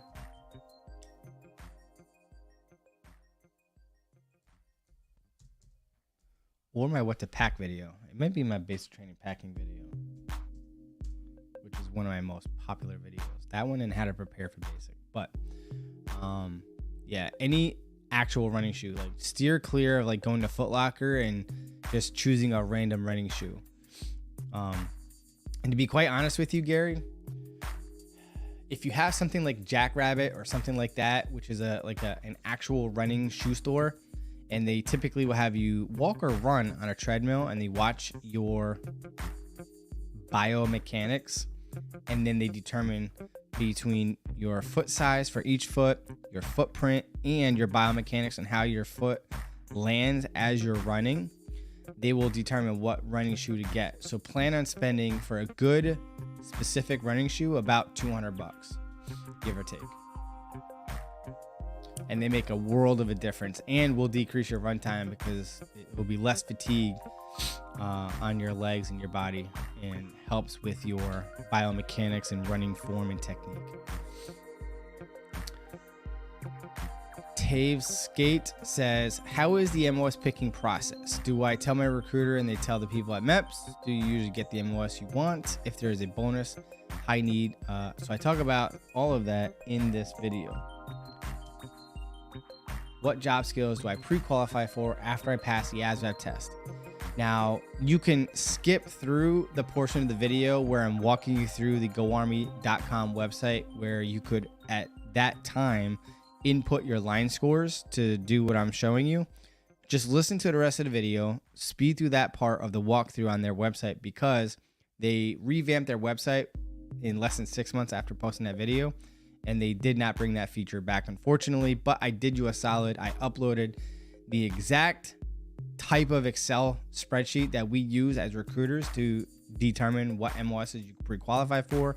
Now, the version that I uploaded is not the live document that, as updates come through the training pipeline of all the changes of line scores, clearance, eligibility, so on and so forth, we have access to the live document. But at the time of me downloading that, that will get you generally in the ballpark of what would be acceptable. So just keep that in mind. So open up that Excel spreadsheet on your computer, whether it's a Mac or a PC. And on the left-hand side, you'll see the line scores. Just click on the box of where the score is and type in your line score. That's how you update that, and make sure that you select whether or not you're a U.S. citizen. And anything that remains highlighted means that it's a possibility, but the rest of the video will express to you how it generally works, all right? Or it will fill in the gaps, but that will tell you based on your test results alone what you're pre-qualified for, and the video will express the rest. Brandini says, the reason why I want to complete my degree first is because I know I won't be able to multitask while in the military. That's why I want to finish my education first and then join the Army Reserve, or the National Guard. All right, so you're undecided to which component of the Army you want to go into. All right, that's cool. So I'm going to give to you a few videos to help you in your decision-making process so that when you do graduate, you can make a well-informed decision on which one would be best for you for your reasons, okay?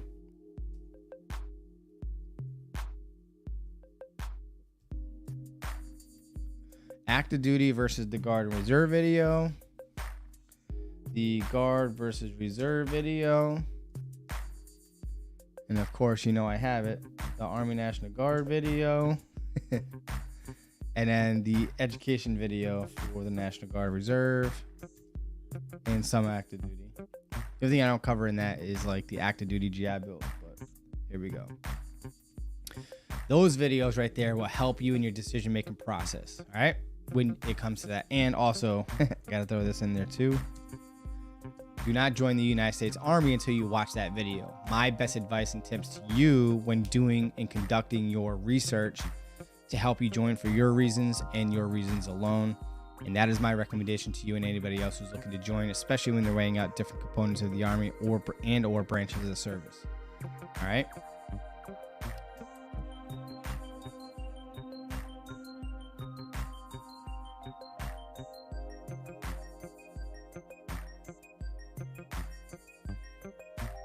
I'm kind of stuck on your word multitask. Like, when you say multitask, do you mean like your ability to be able to juggle working an extra 2 to 3 days a month while being in college? Because after you complete your initial entry training, there's really not a whole lot of, if anything, really, that you do between drills. It's just you go for drill either at the local unit, or if they travel somewhere for the weekend, cool. It's really not a whole lot of commitment to be part-time. Yeah, I get that you'll be away for a semester, but the trade-off would be the tuition assistance and possibly, you know, other incentives that you may or may not qualify for that your recruiter will go over with you. But I think it's totally doable. But you do what you think is best for you. I'm not your recruiter. I got no skin in the game. You know what I'm saying? You got to do what's best for you. I'm just a guy online just giving you the info to make the intelligent decision for yourself. That's it. But I wish you the best. Anonymous. Oops. Where'd it go? Where did it go? I don't get too many anonymous. It scares me when I see anonymous, honestly.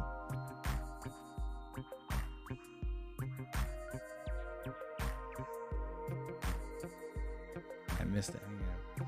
I'm scrolling back up because for some reason I missed it. Oh, anonymous animal says, what would be the steps and how would I go about getting bradycardia waiver? I'm not even sure what a bradycardia waiver is. I'd have to research that. direct message me on Instagram, and sometime tomorrow or over the weekend, I'll have to look up the Brady Cardia. I don't know if you misspelled that or whatever, but I'm gonna have to chat GPT research that and then compare that to the current DOTI and policies and possible pilot programs. But yeah, so I have to understand what that condition is, look up that condition and see if it's gonna be authorized to even try, and if it would possibly be eligible for a waiver. Brandini says, that's my response to your first question. Yes, understood. Riley Simmons says, shipping out May 28th to Fort Jackson 91 Foxtrot, out friggin' standing. Good luck. Make us proud. Do great things.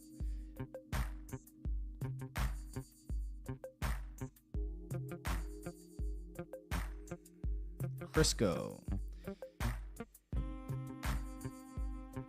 Is every MOS available in every state, or are there specific MOSs per state? Interested in Florida Army National Guard. All right, so Crisco, I'm not sure if you were here before, but I'm gonna post it right here. This video, I would be here for like 5 to 10 minutes or longer going through all this, but that jobs video that I just posted in the chat box is gonna like address your question to its fullest extent. All right, and if for some reason after that video doesn't answer your question, then ask me. But in general, their MOSs is contingent on the area and the region in your area, and what type of units are there, on whether or not those MOSs would be available. That's like a really quick summary. Riley Simmons says, how can I get better at land navigation portion of basic training? Well, in basic training, it's a group effort, so you can't fail, you won't fail, and you'll be fine. But if you look up, he used to be a very popular Army content creator, but ever since he got married and had his son, I think it was his son, he hasn't really posted anything since. So, look up Matt Ward land navigation. Boom. That'll help you out. Faux shizzle. Best YouTube video yet until I create my own. I just killed my light.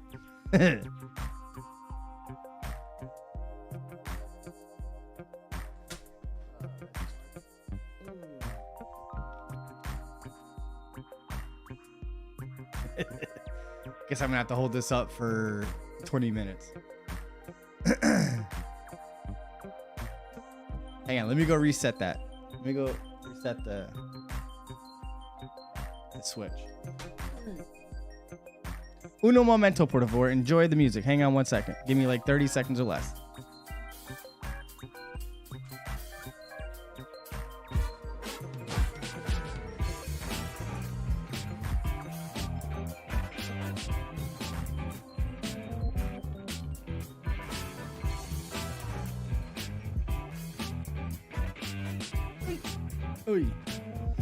All right, I'm back like Slim Shady. Let's get it going. All right, so where was I? Turn off the music real quick. CSD. Is there any 14 series slots for the New York Army National Guard? I want to say yes, and can't remember if they were in Staten Island or if they were up near Albany and other locations throughout the state. But I believe we do. I believe we do.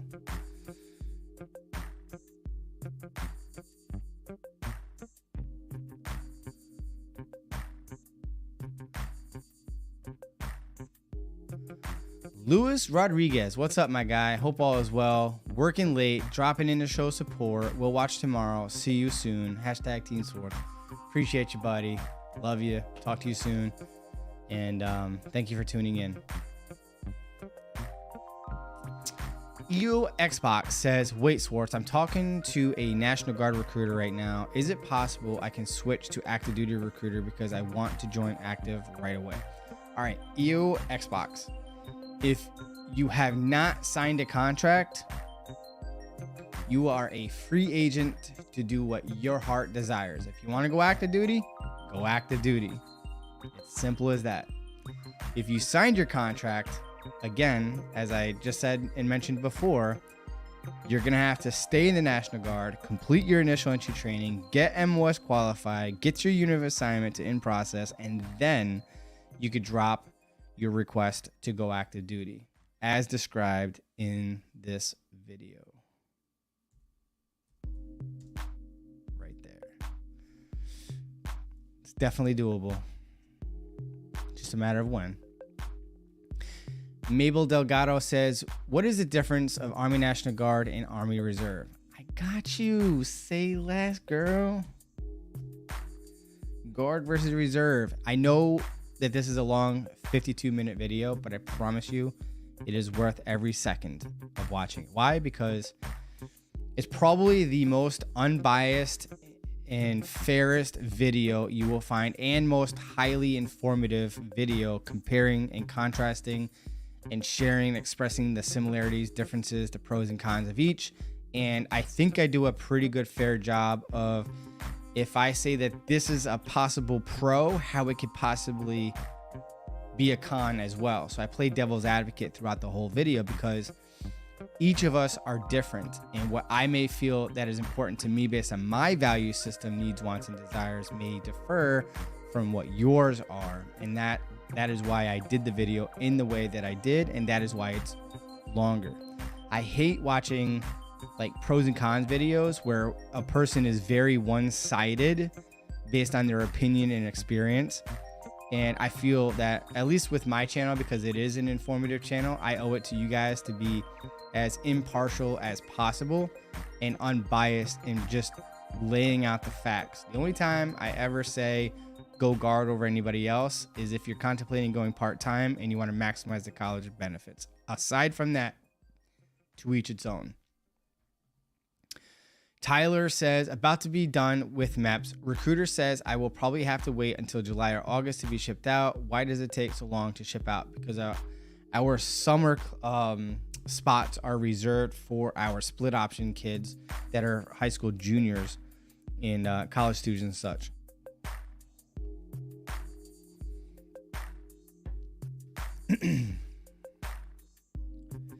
VRO Trades says finished AIT 42 Alpha, which is Human Resources Specialist, April 5th, going to Green Platoon this Friday. That's what I'm talking about.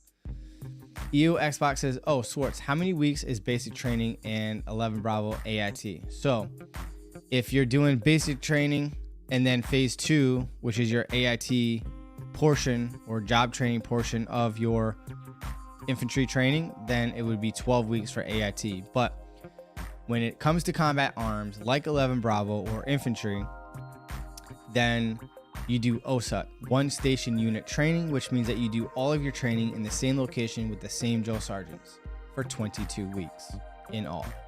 But basic training is 10 weeks, and your remaining amount of weeks for any MOS for combat arms would be considered OSUT straight through. In this example, 22 weeks.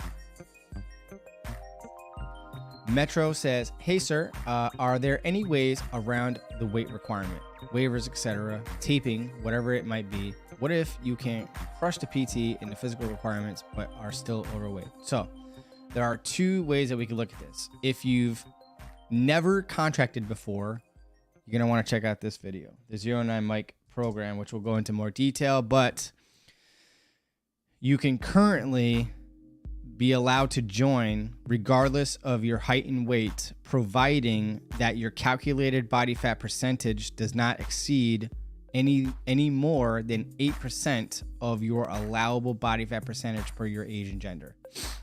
In the video, I talk about 6%, but it was recently increased to 8%. So that's option A.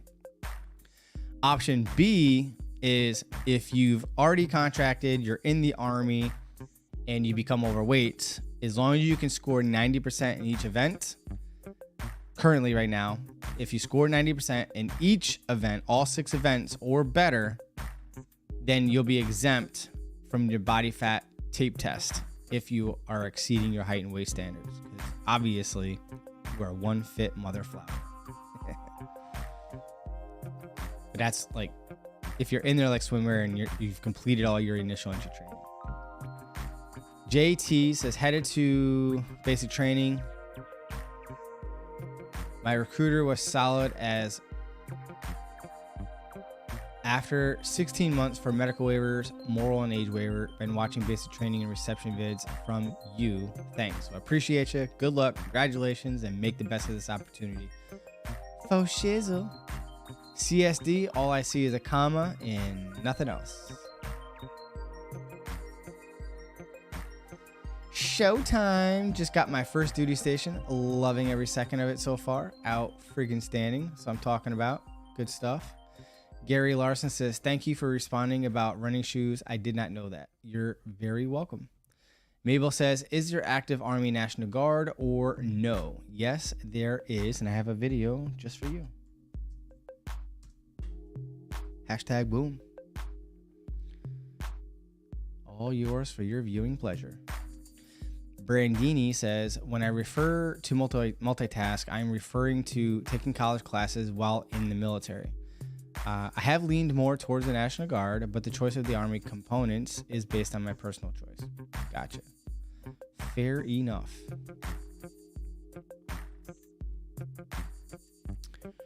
Riley says, my recruiter gave me a bunch of these little future soldier quizzes, and land navigation was the only one I really struggled with.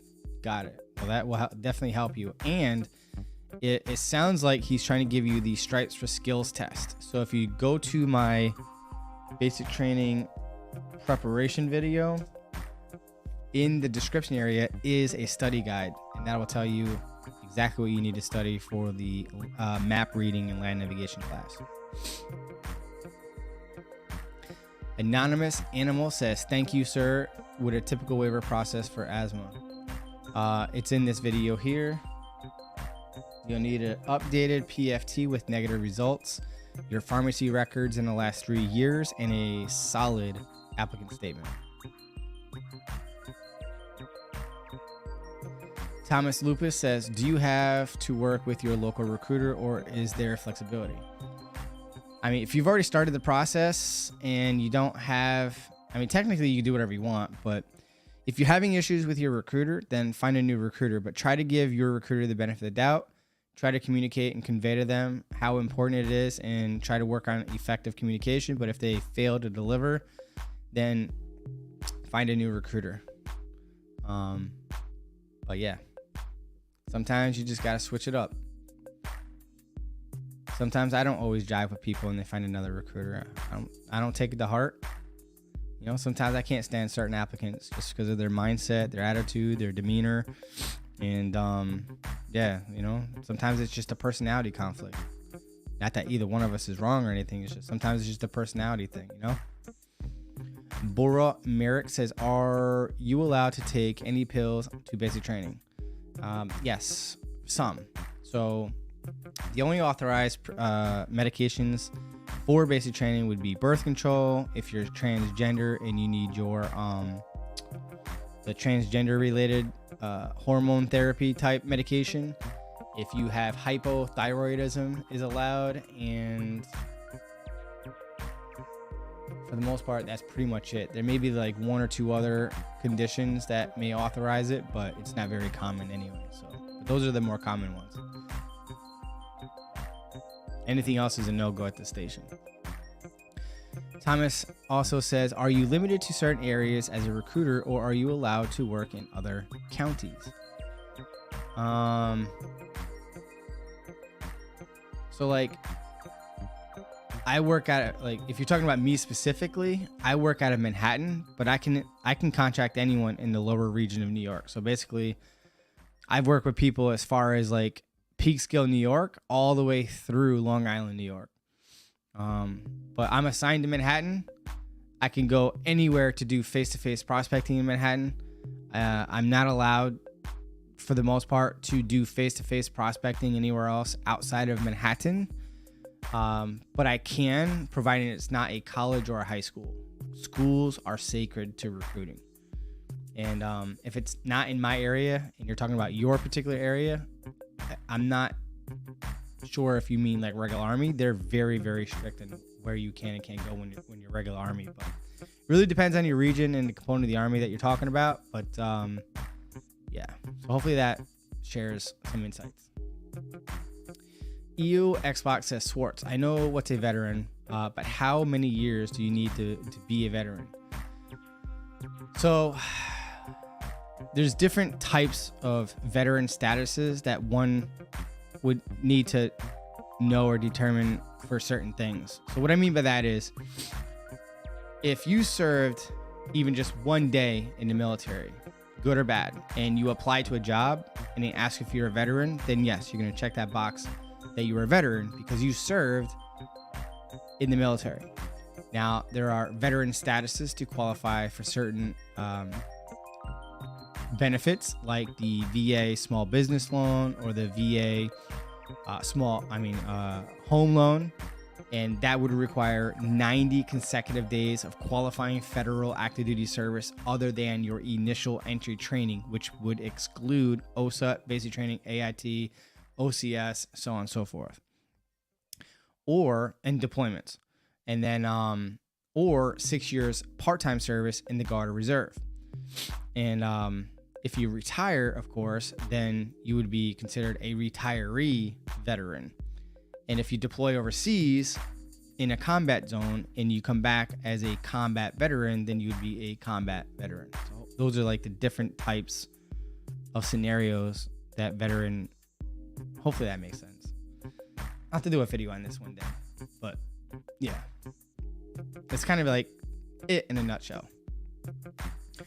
Low-key says, does reception remove your wisdom teeth regardless if you won't cause a problem in the future? If you're Guard or Reserve, just tell them that if you don't want it removed and you don't have an issue with it, just tell them that your civilian dentist will do it. But if you're active duty, typically they'll want to remove them. But you could tell them you want to do it at a later date because you don't have any issues. But yeah, so good luck to you. Franklin 11 Bravo says, are you not taking active duty? My question got erased twice. Not sure why. I'm not picking and choosing questions if it's active duty or not. This is just pro-military in general, obviously niched to Army because I'm a Army National Guard recruiter, but I don't care if you're going active or not. But this is the first time I saw your name, Franklin 11B. Maybe you're using a word that's blocked. So if you're new here, I do have certain words and phrases blocked for whatever reason, and that may be why it's not getting to me. But if your question or comment is important to you, it's important to me, and I would love to help you out. Direct message me on Instagram at Team SWARTZ or email me at teamswartzmedia@gmail.com. All right. Michael Hunter, can you bring antibiotic pills to basic? No.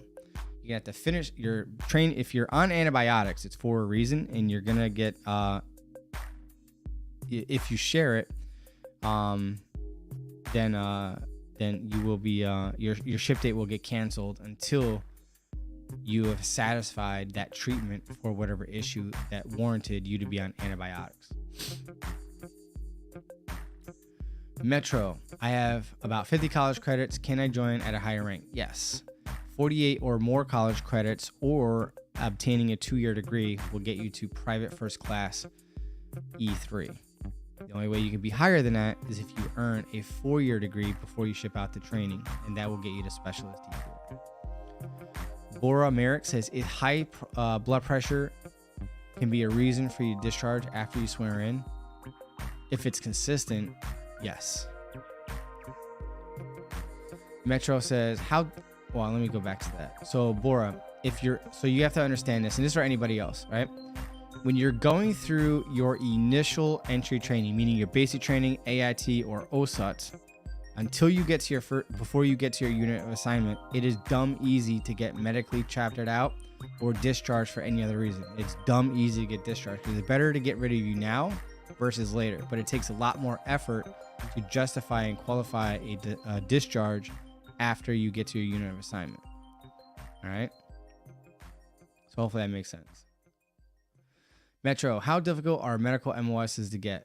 You got to qualify for it. You got to be available. That's it. And in your area. So Metro, check out, check out this video right here.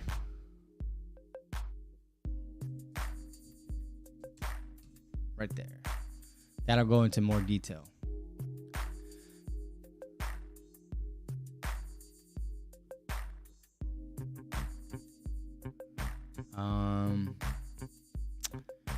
Riley,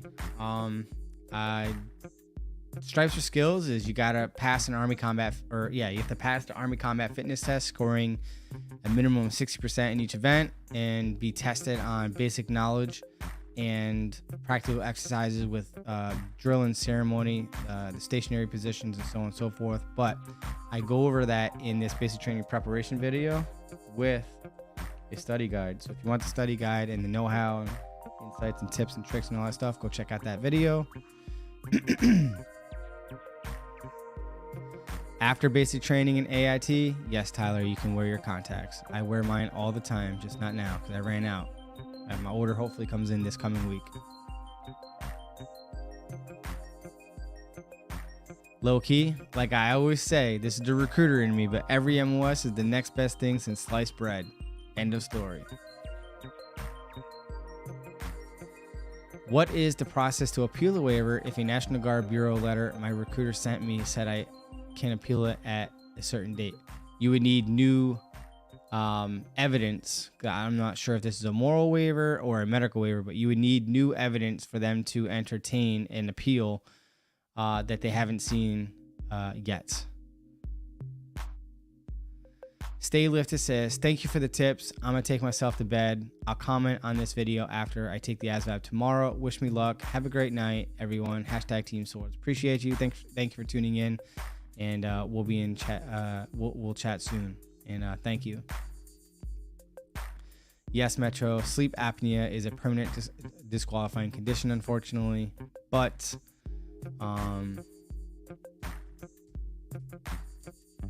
if it's not actually diagnosed from a doctor, then you don't have sleep apnea. Don't disqualify yourself. If it was actually diagnosed from a doctor and you're on a CPAP or something like that, you're definitely a no-go at this station. No waiver authorized, unfortunately. Because that, unfortunately, is the type of condition that would qualify for disability when you exit the military, if the military caused it. Franklin says, if you already with your unit in drilling, then get diagnosed with diabetes, will you get kicked out? No, you won't, because you're in there like swimwear. We're already invested in you, and it's harder to discharge you again. As long as you're deployable, you're good to go.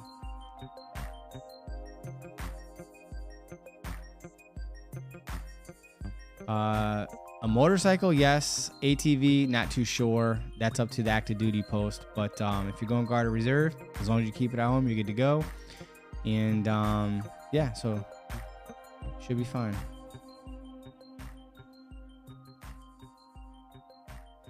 All right. So with that being said, if you have any questions, you can comment them below, or you can direct message me on Instagram at Team SWARTZ, or you can shoot me an email, teamswartzmedia@gmail.com. I'm about to wrap it up tonight. Appreciate you guys tuning in. Like the video if you haven't already. Subscribe if I helped you out and you found some value into this video. I appreciate you. Stay blessed. Be good. Every day is a good day when you wake up. So stay blessed. Have a good night, y'all. See you next week, 7 p.m. next Wednesday. Whoa. Hold up. Wait a minute. Before you go, I have a members only side of my YouTube channel, linked below in a pinned comment beneath this screen video. This is where I post my behind the scenes videos, community posts, and conduct private live streams throughout the month, where it's more about a one-on-one kind of feel Q&A session, with more to come in the near future. These will not be public and just for you and me, because I am all yours. Or you could just join to support me in my efforts to conduct these live streams and videos to help you and thousands of others. I appreciate you. I thank you so much for tuning in. And if I didn't get to your comment tonight, do me a favor, direct message me your comment or concern to at Team SWARTZ on Instagram, or shoot me an email to teamswartzmedia@gmail.com, with my Instagram being the preferred and more effective method. So stay blessed. See you in the next one. Team SWARTZ, signing out. Like 10 man with no found when I'm boom. Pardon me, I get hectic. I survive through the wreckage. Should go look.